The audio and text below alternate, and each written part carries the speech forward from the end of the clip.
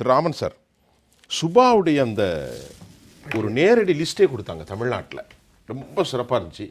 நம்முடைய துரைக்கண்ணா அவர்கள் அரசாங்கம் மறுக்கிறது திருந்த வழி இல்லை.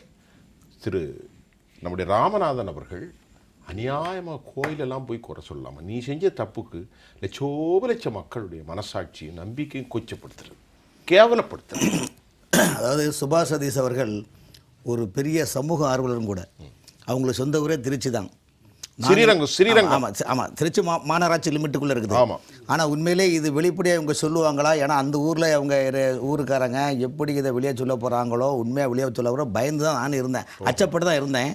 ஆனால் பகிரங்கமாக சுவாமி விவேகானந்தர் சொன்ன மாதிரி எளிமின் விளிமின் போல் அந்த வெளிப்படையாக வெளிச்சம் போட்டு காட்டியிருக்கிறாங்க. ஆகவே இந்த வெளிச்சத்துக்கு நானும் தடைக்கலை இருக்க கூடாது. பார்த்தீங்களா, நானும் வெளிச்சம் போட்டு காட்டுறது என்னுடைய கடமை. அதான் கையில் இருக்க. ஆமாம், அதாவது திருச்சி மாநகராட்சியில் இந்த சம்பவம் நடந்தது 5வது மண்டலம் 10வது வார்டு.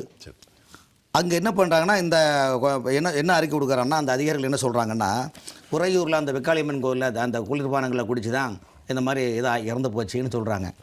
ஆனால் அது சம்பந்தமாக அந்த மண்டலத்தை பராமரிக்கூட செயற்பொறியாளர் பாலு விட்டு நான் காலிலேருந்தே ஃபோன் பண்ணி கேட்குறேன். நீங்கள் ஆமாம், நாங்கள் எனக்கு நான் உள்ளாட்சி துறையில் 30 ஆண்டு காலம் அங்கே என்ன நடக்குன்னு எனக்கு தெரியும். அதனால் அந்த ஸ்பாட்டில் இருக்கிற செயற்பொறியாளர் பாலு விட்ட ஃபோன் பண்ணுறேன், ஃபோனே எடுக்கலை. சரி, ஃபோன் எடுத்தால் ஒரு ரெக்கார்டிங்லாம் பண்ண நினைக்கிறாருன்னு வாட்ஸ்அப்பில் போட்டேன், அதுவும் எடுக்கலை. அதன் பிறகு அங்கே உள்ள டீட்டெயில்ஸ் வேறு சோர்ஸ் மூலமாக எடுத்து போது அந்த எந்த மண்டலம் எந்த வார்டு என்ன சம்பவம் நடக்கிறோம். பேசிக்கலி அங்கே என்ன பிரச்சனைனா, பொதுவாக இந்த ஆட்சி வந்த பிறகு தமிழ்நாட்டில் எங்கெங்கே மாநகராட்சி உள்ளதோ அங்கெல்லாம் உலக வங்கியில் லோன் வாங்குறாங்க. இப்போ புரியுதா மாநகராட்சி எதுக்கு ஆக்குறாங்கன்னு? பெரம்பலூர் மாநகராட்சி, புதுக்கோட்டை மாநகராட்சி, திருவண்ணாமலை எதுக்கு மாநகராட்சி ஆக்குறாங்கன்னா, இது வந்து மக்கள் டெவலப்மெண்ட்னு கிடையாது. 1000 கோடியிலேருந்து 5000 கோடி வரைக்கும் கட்டமைப்புக்குன்னு வந்து உலக பேங்க்லேருந்து கடன் வாங்கலாம். இந்த கடனை வாங்கக்கூடிய முதல் கட்டமாக என்ன இன்ஃப்ராஸ்ட்ரக்சர்னு ஒரு நிலைப்பாடை உருவாக்கி, நாங்கள் கட்டமைப்பு பணிக்கூட பாதாள சாக்கடை திட்டம், அதுபோல் குடிநீர் திட்டம், இந்த ரெண்டுமே எடுக்கக்கூடிய ஒப்பந்ததாரர்கள் யாருன்னா அந்த கட்சி அவங்க அமைச்சருடைய சொந்தக்காரங்க தான். துறை சார்ந்த அமைச்சர்கள் சொந்தக்காரங்க தான் எடுக்கிறாங்க. ஆக்சுவலாக அது வந்து அதாவது என்னென்னா, அந்த இணைப்பு கொடுக்கும் பாதாள சாக்கடை அந்த திட்டங்கள் பண்ணும்போது குடிநீர் இணைப்புக்கும் பழையநீர் இணைப்புக்கும் கம்யூனிகேஷன் விட்டுட்டு அது ஃபுல்லாக லீக்கேஜ் ஆகாமல் போட்டு அடைச்சி விட்டுறணும். ஆனால் அது போல் பள்ளத்தை மூடி விட்டுறணும். எங்கேயுமே அவங்க அடைக்கிறதும் கிடையாது, மூடுறதும் கிடையாது, தோன்றதும் கிடையாது. ஏன்னா துறை சார்ந்த அதிகாரி கேட்க முடியாது. ஏன் கேட்க முடியாதுன்னா, அமைச்சருடைய ஆட்கள் அந்த வேலையை எடுத்திருக்காங்க. எப்படி எடுக்க முடியும்? சென்னை மாநகராட்சியில் அதாவது தமிழ்நாட்டில் 10 மாநகராட்சியில் பட்டேல் அண்ட் கோன்னு நிறுவனம் தான் எடுத்து நடத்துது. அந்த பட்டேல் நிறுவனங்கள் தான் இன்றைக்கி டிரான்ஸ்ஃபர் நிர்வாகத்தை அந்த பாதாள சாக்கடை திட்டத்தையும் குடிநீர் திட்டத்தை மெட்ரோ வாட்டருடைய இது அவங்க தான் நிர்ணயிச்சு கொண்டு போகிறாங்க. இப்படி உள்ள சூழ்நிலையில் பார்த்தீங்கன்னா எல்லா கான்ட்ராக்டுகள் ஒப்பந்த பணிகளும் அமைச்சோட சொந்தக்காரங்க எடுக்கிறாங்க. அப்படி சொந்தக்காரங்க எப்படி அதிகாரி கண்டிக்க முடியும்? ரெண்டாவது, திருச்சி மாநகராட்சியை பொறுத்த வரைக்கும் ஏற்கனவே அந்த மாவட்ட கலெக்டர் 2 வருஷமாக அங்கே இருக்கிறாரு. அதுக்கு 2 வருஷத்துக்கு பிறகு பார்த்தீங்கன்னா மாநகராட்சி கமிஷனர் 2 வாட்டி மாறி 2 கமிஷனர் மாற்றியாச்சு. என்ன பிரச்சனைனா, கலெக்டருக்கும் மாநகராட்சி ஆணையருக்கும் உள்ளுக்குள்ள ஈகோ பிரச்சனை. ஏன் ஈகோ பிரச்சனை நீங்கள் கேட்கணும். அதுக்கு நானே சொல்கிறேன். 2024 நாடாளுமன்ற தேர்தல் நடந்தன. பெரம்பலூர் பார்லிமெண்ட் தொகுதியில் யார் ஜெயிச்சிருக்கா? எம்பி, நகர்ப்புற அமைச்சருக்கு மகன் அருண் எம்பி. அருண் கரெக்டாக. அப்போ அங்கே ஜெயிச்சிருக்காங்க. அடுத்தது பார்த்தீங்கன்னா பக்கத்தில் திருச்சியில் அவருக்கு சொந்த ஊர், நகர்ப்புற அமைச்சருக்கு சொந்த ஊர். நீங்கள் 2 ஆண்டுகளுக்கு முன்னால் பார்த்தீங்கன்னா அந்த திருச்சி மாவட்ட கலெக்டர் இருந்த சிவராஜ் என்பவர் தான் தமிழகத்தில் இன்றைக்கி நகராட்சி நிர்வாகத்துறை இயக்குனராக நீங்கள் போட்டுக்கிங்க. இப்போ தமிழக பேராட்சியில் 3 மாதமாக இயக்குனர் பதவி கிடையாது. அங்கே இருந்த ஒரு அதிகாரி செக்ரட்டரியாக பதவி பெற்று அவர் டோட்போர்டுக்கு போயிட்டார். இப்போ 3 மாதமாக தமிழக பேராட்சிக்கு இயக்குனர் போஸ்டிங் ஏன் இல்லை தெரியுமா? திருச்சி மாவட்டத்தில் இப்போ கரண்டில் இருக்க கலெக்டராக இருக்கிற அவரை பஞ்சப்பூர் அந்த பஸ் ஸ்டாண்டு அடுத்த மாதம் 9ஆம் தேதி ஓப்பனிங். இது முடித்த பிறகு பேராட்சி இயக்குநராக போடலாம்னு நினைக்கிறாங்க. இப்போ அங்கே என்ன பிரச்சனை? திருச்சி மாவட்டத்தை பொறுத்த வரைக்கும் மாநகராட்சி கமிஷனர் பெரிய ஆளா, திருச்சி மாவட்ட கலெக்டர் பெரிய ஆளான்னு ஈகோ வருது. ஏன்னா அந்த துறை சார்ந்த அமைச்சர் அங்கே தான் வீடு. இப்படி இருக்கிற நேரத்தில் மிகப்பெரிய ஈகோவில் பிரச்சனை இல்லை. அதிகாரிகள் அங்கே ஜல்லி பைசா கூட மதிக்க கிடையாது. நீங்கள் இவ்வளோ சொல்கிறீங்க. அந்த பாருங்கள், 10ஆம் தேதி தமிழக நகர்ப்புற அமைச்சர் வீட்டில் வந்து ஈடு ஆகிட்டு ரெடி வருது. அதுக்கு அடுத்து என்ன பண்ணுறாங்கன்னா, நேருடைய சொந்தக்காரங்க. அதுக்கு பிறகு பாருங்கள், அதுக்கு பிறகு தாம்பரம் நகராட்சியில் வரலாறு காணாத ஊழல்னு வார பத்திரிக்கை போடுது. இன்றைக்குள்ள ஒரு முன்னணி 4 இடத்துல என்ன போட்டிருக்காங்கன்னா, மந்திரியோட கவனம் மொத்தம் ED/IT கண்டு வரணும் கூட அதை பொருட்படுத்தாமல் மந்திரியோட கவனம் மொத்தமும் ED வளையத்துக்குள்ள இருந்து இப்போ வெளியே வர இருக்க பயந்துருக்கிறாங்க.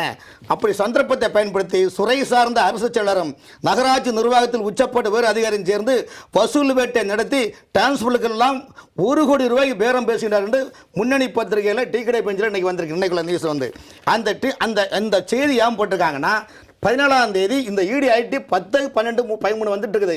ED/ITனுடைய ரேடுக்கும் கூட அங்கே அச்சப்படாமல் இன்னைக்கு பாருங்கள், திண்டுக்கல் மாநகராட்சி வந்து நாமக்கல் மாநகராட்சி, புதுக்கோட்டை மாநகராட்சி, இப்படி மாநகராட்சி ஆணையர்களுக்கெல்லாம் பண்ணுறாங்க. இதில் என்ன விஷயம்னா, நாமக்கல் மாநகராட்சியில் வெள்ளிக்கிழமை புனித வெள்ளி இரவு 11 மணிக்கு கதவை திறந்து பதவியேற்கிற என்னங்க அவ்வளோ பெரிய எமர்ஜென்சிக்காக இருக்கா? ஏன்னா திண்டுக்கல் மாநகராட்சியில் இன்சார்ஜ் பணியாற்றிய அந்த ஆணையர், நான் சொன்ன பட்டேல் நிறுவனம் 10 லட்சம் கடை திட்டங்கள் கான்ட்ராக்டுக்கார் அவங்க மூலமாக நிர்வாகம் பண்ணுறாங்க. அப்படிப்பட்ட நிர்வாகத்தில் நீங்கள் எப்படி சார் நீங்கள் நிர்வாகம் பண்ண முடியும்னு சொல்லுங்கள். அப்படி இருக்கின்ற போது அந்த ஆட்சியை பொறுத்த வரைக்கும் இன்றைக்கி சட்டப்பேரவையில் என்ன சொல்கிறாங்க, பொய்யா அமைச்சர் போய் சொல்கிறாரு. கோயில் மேலே போய் சொல்லாமல் ஏங்க வெக்காளியம்மன் உலக நாடுகளிலிருந்து வரக்கூடிய பக்தர்கள் சார். திருச்சியில் நீங்கள் உறையூர் வெக்காளியம்மன் நினைக்காதீங்க. கோயில் நிர்வாகம் மீது எப்படி வழக்கு போடும் எல்லாம் இவங்க தானே இருக்காங்க. இவங்களே நமக்கு நாம திட்டம் தானே. மக்கள் போராடலாம்ல சார். அதாவது மக்கள் நம்பிக்கையில் இருக்காங்க. இப்போ நீங்க ஆரம்பத்தை கேட்டீங்க, அண்ணன் ராமநாதன் கூட அண்ணன் கூட கேட்டாரு, திருச்சியில் ஒரு நிருபரோட ஏன் கேட்கல நீங்க நினைக்கிறீங்க? கேட்க கூடாது சார். ஐயா கேட்டு இந்த வடிவல் படத்துல ஐயா நீ சொல்லி பாரு அறிவாக எடுக்க, அது மாதிரி அங்க கேட்க முடியாது சார். வந்து காரணம் கேட்டால் ஃபில் இன் த பிளாங்க்ஸ் ஒன்று அந்த நிர்வாகத்தை விட்டு வேலையை எடுத்து தூக்குவாங்க. உதாரணத்துக்கு ஒரு முன்னணி தொலைக்காட்சி ஊடகத்தில் ஒரு நிருபர் கேட்குறாங்க, ஐயா இந்த மாதிரி தாம்பரத்தில் கேட்டாங்களா, தாம்பான் பர்சனாக கேட்டாங்களா, என்னென்ன கிலோ என்ன ரேட்டு, எப்படிங்க இறந்தாங்க கேட்டோன்னா என்ன ஐயாவுன்னு அவர் முறைச்சாரு, பெப்பன்னு முழிக்கிறாரு. அதே போல் திருச்சியில் கேட்க முடியாது. காரணம் திருச்சி, அரியலூர், பெரம்பலூர் மாவட்டம் ஒரு சமஸ்தானம் கையில் உள்ளது. கட்சி உன்னுடையது, திருச்சியினுடையதுன்னு உள்ள கதாபாத்திரம் உங்களுக்கு தெரியும். இந்த மாதிரி நிலைப்பாட்டில் இருக்கும்போது அவர்கள் மனசாட்சி கூட இல்லாமல் பணம் செய்ய வேண்டும் ஒரே நோக்கத்தில் இறைவன் மீது பழியப்பட்டு சப்பிக்கிறது எந்த விதத்தில் நியாயம் சொல்லுங்க? இது வந்து ரொம்ப பாவமான செயல். அதாவது லட்சோப கோடிக்கணக்கான மக்கள் வரக்கூடிய ஒரு திருக்கோயிலில் எவ்வளவு சுத்தமாக இருப்பாங்க. சரி, அப்படியே வச்சுக்கலாம். டிஎம்கே கவர்மெண்ட் சொல்கிற மாதிரி அந்த தண்ணி எங்கேருந்து இருந்தது? ராமநாதன் கேள்வி. அந்த தண்ணி ஒருடைய மாநகராட்சி தானே. நம்ம இந்த பல்லாவாரத்தில் மீனை சாப்பிட்டுன்னு சொன்னாங்க. இப்போ திருச்சியில் சொன்னா என்ன சொல்றாங்க, வெக்காளியம்மன் கோயிலில் மோருன்னு சாப்பிட்டு. சரி, சென்னையில் எங்கெல்லாம் பிரச்சனை அப்படின்ட்டு உள்ளே போய் சர்ச் பண்ணி பார்த்தா ஆலந்தூர் மண்டலம், நந்தம்பாக்கம், ஆதம்பாக்கம், நங்கநல்லூர், இந்த கழிவுநீர் மண்டலங்கள் இதெல்லாம் பிரச்சனை. குடிநீரோடு சாக்கடை சில மாதங்களுக்கு முன்பு பல்லாவாரத்தில் நம்ம புகார் பற்றி பேசினோம். பெருங்குடி, கோடம்பாக்கம், ஜாஃபர்கான்பேட்டை, வலசரவாக்கம், அண்ணா நகர், வில்லிவாக்கம், கீழ்ப்பாக்கம், டிபி சாலை, திருவிக்க நகர், புளியந்தோப்பு, முதலமைச்சருடைய தொகுதி கொளத்தூர், அதுபோல் ராஜகமங்கலம் கொளத்தூர், டிகாஸ்டர் சாலை, டிமெலஸ் ரோடு, இதுதான் சிங்கார சின்னையா கீழ் விழுகிறது அல்லவா ஐயா? அதாவது நீங்கள் சொல்கிறது உண்மையிலே நீங்கள் சொல்கிற வார்த்தையை கூட இந்த விவாதத்தில் அரசாங்கம் கேட்டால் கூட உண்மையிலே அடுத்த கட்டம் வந்து ஒரு கேட்டிருந்தாங்களும் டெவலப் பண்ணலாம். இல்லை என்னென்ன விஷயம்னா, இன்றைக்கி ஈவினிங் பேப்பரில் என்ன போட்டிருக்காங்கன்னா, மக்களை தேடி மேயர் திட்டம் சென்னை மாநகராட்சியில் திட்டத்தை போட்டாங்க. உங்கள் தொகுதியில் முதல்வன் எப்படி தமிழ்நாடு முழு சீனை போட்டாங்களோ அதே மாதிரி இது ஒரு ஷோ போட்டாங்க. எப்படின்னா மக்களை தேடி மேயர் திட்டம்னு எல்லா பொதுமக்களும் மனுக்களை கொடுத்தாங்க. இன்னும் ஈவினிங் பேப்பரில் மக்கள் சொல்கிறாங்க, ஐயா 1 வருஷம் ஆச்சு மனு கொடுத்து, அது இருக்குதா தூங்குதா நடவடிக்கை எடுத்தாங்களா எதுவுமே தெரில. அப்போ யாருக்காக என்ன நாடகம்னா, சென்னை மாநகராட்சியில் ஆளுங்கட்சியில் 5 கோஷ்டி இருக்குது ஐயா. இந்த 5 கோஷ்டியில் யார் பேச்சை யார் கேட்குது? சென்னை மாநகராட்சியில் 15 மண்டலம் இருக்குது ஐயா.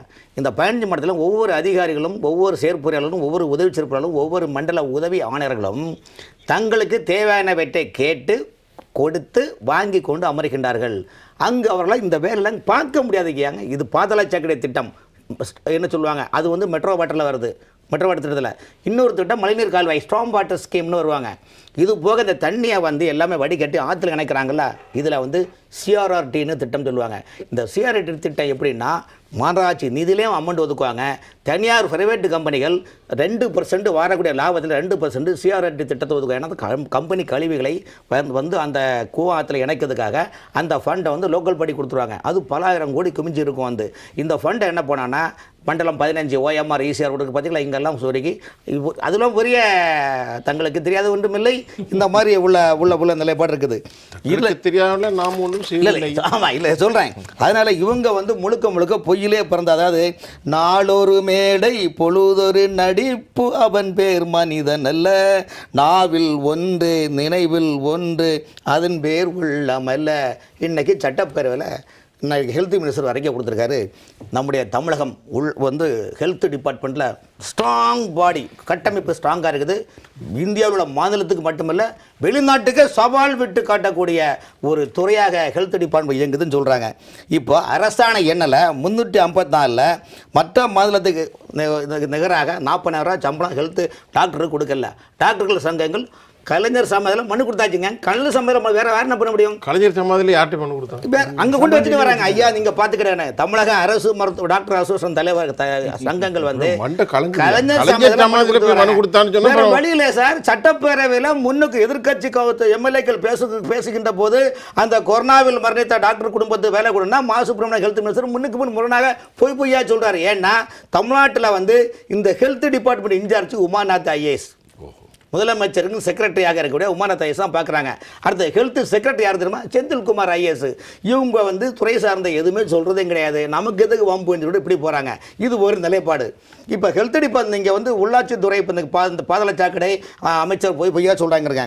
தெருவிளக்கு பராமரிப்பு, பாதாளச்சாக்கடை திட்டங்கள், மெட்ரோ வாட்டர் திட்டங்கள், மழைநீர் கால்வாய், பிஆர்ஆர்னா bus road, town planning department, அப்புறம் அதே போல் வந்து ஸ்டாம் வாட்டர் டிபார்ட்மெண்ட்டு, அதே போல் ஸ்டேஷனரினா மாநகராட்சி நகராட்சிகளுக்கு இந்த பேப்பர் பேனா பென்சிலாம் வாங்குறாங்கல்ல, இதுக்கு பேர் ஸ்டேஷனரி. இது யார் செக் பண்ண?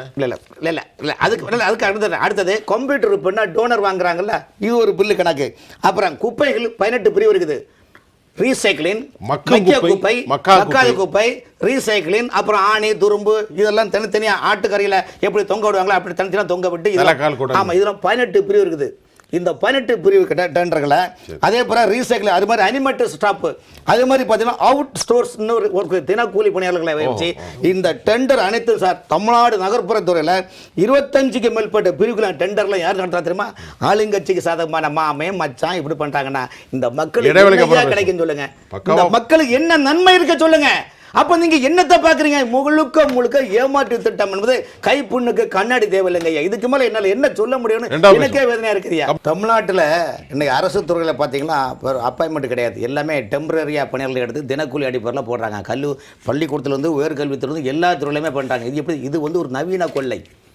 இந்த ஒப்பந்த பணியாளர் அடிப்படையில் பணிகளை வைத்தது முழுக்க அந்தந்த துறையுடைய நவீன கொள்ளை. இன்னைக்கு தமிழ்நாட்டில் அமைச்சர்கள் பார்த்தீங்கன்னா எல்லா அமைச்சர்களும் தங்களுடைய துறைகளில் அவர்களுக்கு என்ன லாபத்தை ஏற்படுத்தலாம் என்பதை நினைக்கிறார்கள் தவிர்த்து துறைகளை சார்ந்து தங்களுடைய அந்த மக்களுக்கோ அல்லது வந்து அந்த துறை சார்ந்த ஊழியர்களுக்கோ எந்த டெவலப்மெண்ட்டும் பண்ண கிடையாது.